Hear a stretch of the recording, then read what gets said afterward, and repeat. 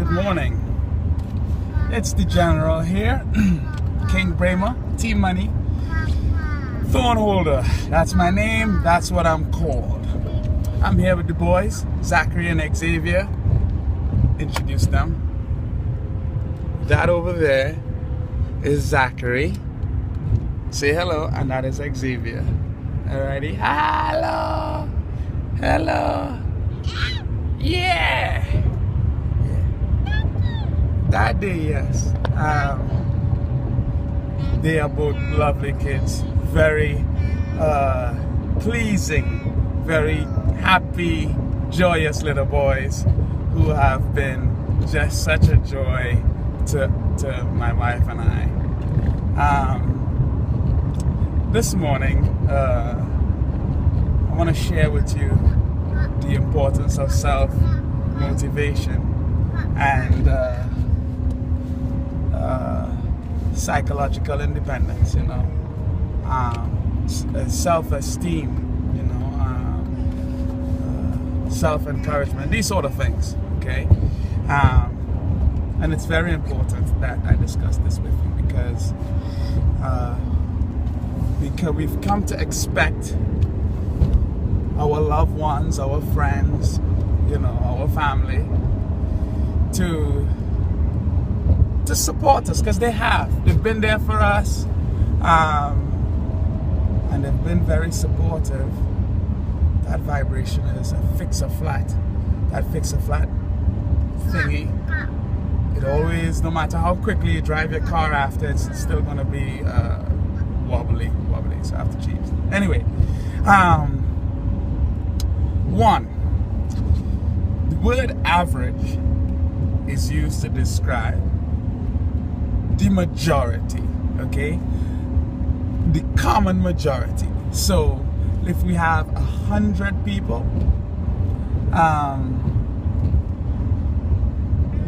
among those 100, let's just say, let's look at salaries. So among those 100 people, there will be an average salary, and this average would be the sum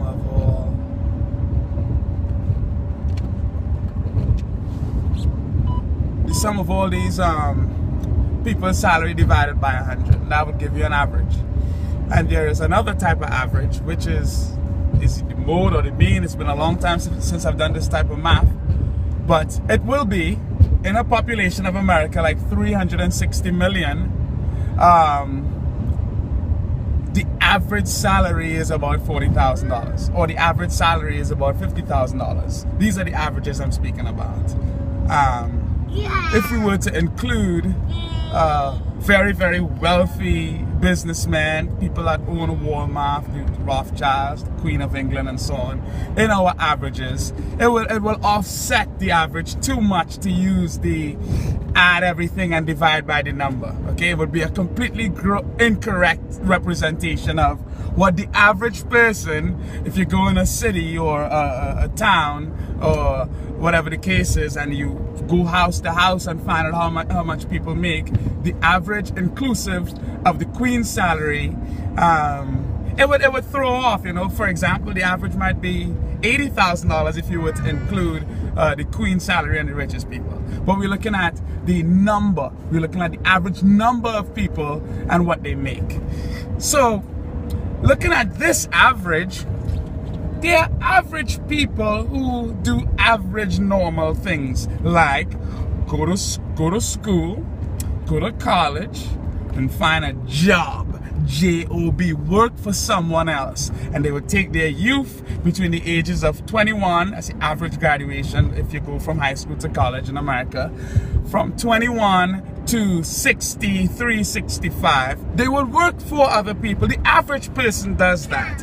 And the reason the average person does that is because of security or benefits. So they would get a mortgage, and they would, you know, buy things on credit, and in order to keep paying, they would need to keep getting paid.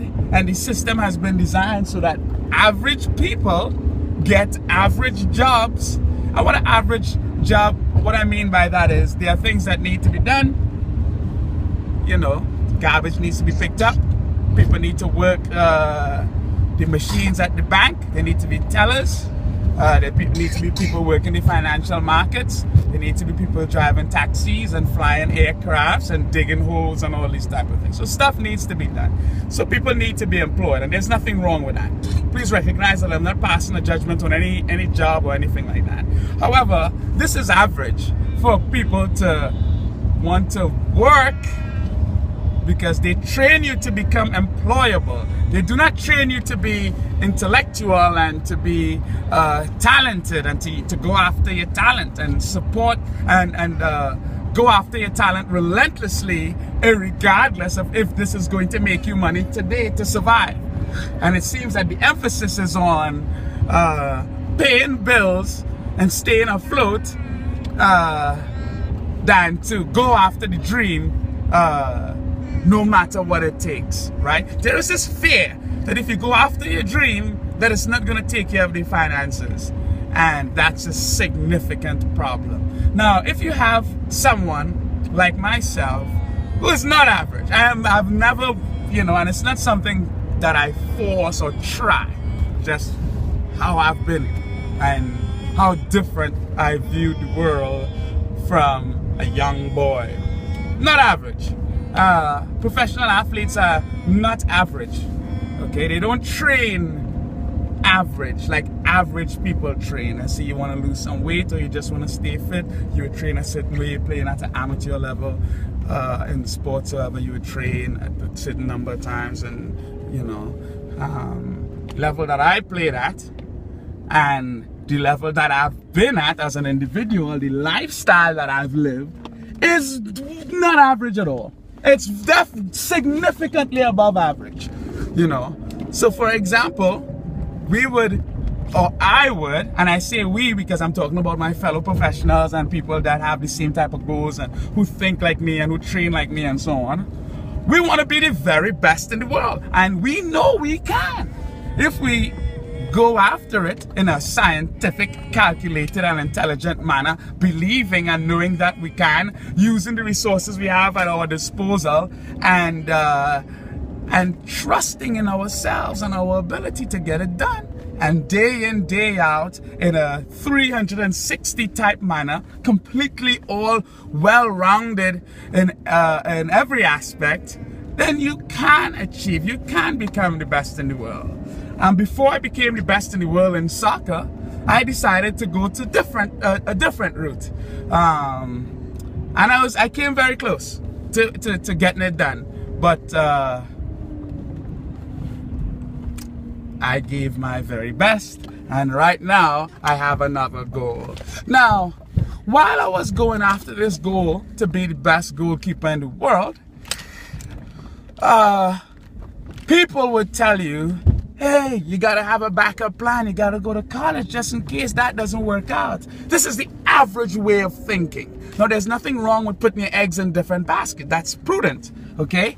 But to have a thought like college is some safe thing, a degree is somewhat gonna guarantee you some form of success, it's bollocks. It's rubbish. You understand? You have no better chance being successful, degree or no degree. As a matter of fact, the factor is wait, it has nothing to do with the certificates you have. Okay, the factors that generate success or facilitate success are: one, you gotta believe in it. You gotta believe in yourself, and you gotta believe that you can do what you set out to do, anything that is. Two, there has to be repetition. Whatever it is you're doing, you have to do it over and over until you master it, until you have a good command of how the thing works. Good. Oh, I left my door open. And so on. Okay, so in seeking and going after goals that are above average, for example, aiming to do things, aiming to become the best in the world, aiming to become president, governor, to be a superstar, if you want to be a superstar singer, superstar athlete, because it is not very common the common man does not expect it for himself. And as a result, he will be unable to encourage you in the type of way that you will be able to encourage yourself, believing in yourself. So be very careful to not seek comfort and support from average people who are unable to appreciate genius, who are unable to appreciate that there are some exceptional people who have exceptional goals and they can achieve it. So if you're one of these people and you believe in yourself, let that be your source of encouragement and motivation. And do not let anybody else doubt you. Do not let anybody else make you think that you cannot achieve it. Let me take care of these boys. Thank you very much. This is T-Money signing out.